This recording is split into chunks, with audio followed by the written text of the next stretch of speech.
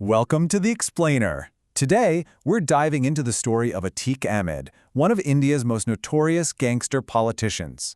We're going to uncover how a reign of terror that lasted 4 decades came to a stunning, bloody, and very public end.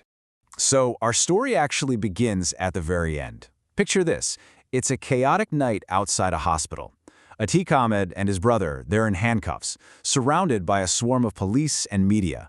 They're just being brought in for what's supposed to be a routine medical check. 9 seconds. That's it. That is all the time it took. Out of nowhere, gunfire just rips through the night, and his life, along with his brother's, is over. And the whole thing happens live on national television. And these were his final words. A journalist had shouted a question, asking why he wasn't at his own son's funeral. He kind of mumbled this response, and just a second later, the shots rang out. Okay, but to really understand this insane ending, we have to go back, way back to the beginning, to see exactly how the son of a poor cart driver grew up to become an absolute symbol of terror. Atiq Ahmed's story starts in the slums of Prayagraj. He fails his 10th grade exams, drops out of school, and pretty much turns his back on a normal life. He wanted power, he wanted money, and he figured out real quick that crime was the shortcut to getting both. And what's wild is just how ruthlessly efficient this guy was.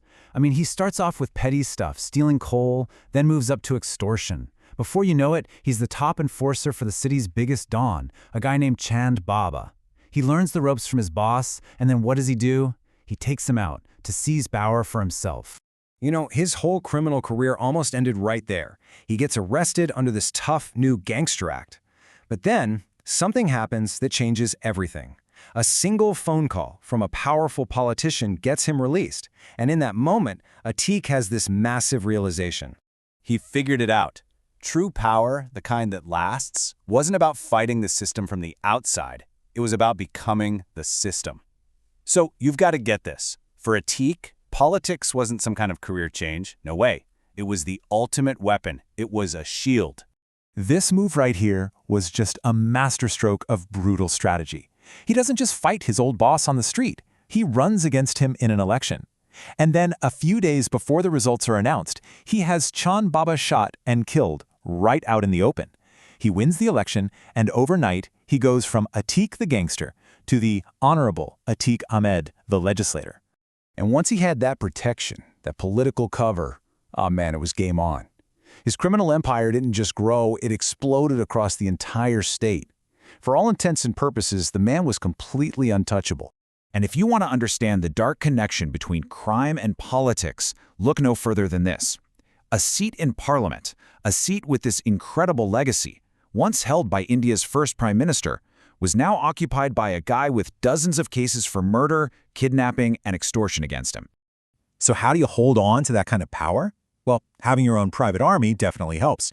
We're talking more than 120 sharpshooters who are on his payroll to enforce his will, grab land, and make sure absolutely no one dared to step out of line. This event right here became absolutely infamous.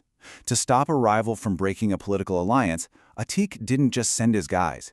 He personally led a mob of thugs to attack her. It was this incredibly brazen show of force that just screamed, "I am above the law." 19. That's how many bullets his guys pumped into a political rival named Raju Paul back in 2005. And what was Paul's big crime? He dared to win an election against Atiq's brother. So they hunted him down, chased his car for miles, just spraying it with bullets to make sure the job was done. But that feeling of being completely untouchable, this belief that he could literally get away with murder, well, that wasn't going to last forever.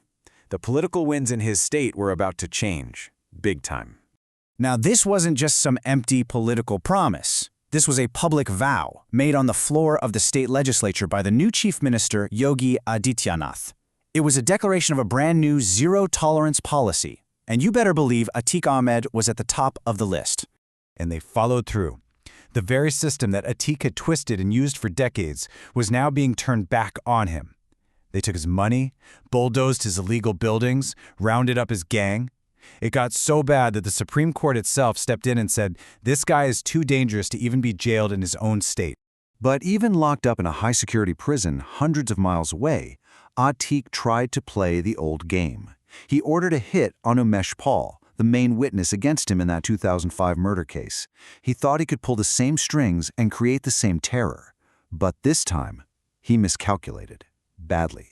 See, this time, the state's reaction was immediate, and it was overwhelming. The police tracked down the hitmen, which included Atiq's own son, Assad, and killed them in a shootout.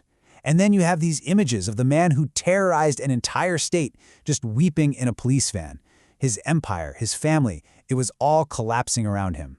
And all of that brings us right back to where we started, that chaotic, bloody night on April 15th, 2023, right outside that hospital. So the official story, well, it sounds almost a little too simple, doesn't it? 3 small-time crooks dress up as journalists with fake IDs and cameras, walk right up to one of the most feared men in the country and execute him on live TV, all because they wanted to be famous. Yeah, that official story has some pretty big holes. Especially when you hear that just before his death, Atiq was threatening to expose a whole network of powerful people. And on top of that, there were intelligence reports linking his gang to weapons coming from across the border.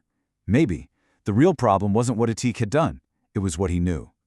So that's the real question, isn't it? Was his murder just a desperate, sloppy attempt at fame by 3 nobodies? Or was it a calculated hit, a professional job, designed to permanently silence the one man who knew where all the secrets and all the bodies were buried? That's the question that still hangs over the spectacular fall of Atiq Ahmed.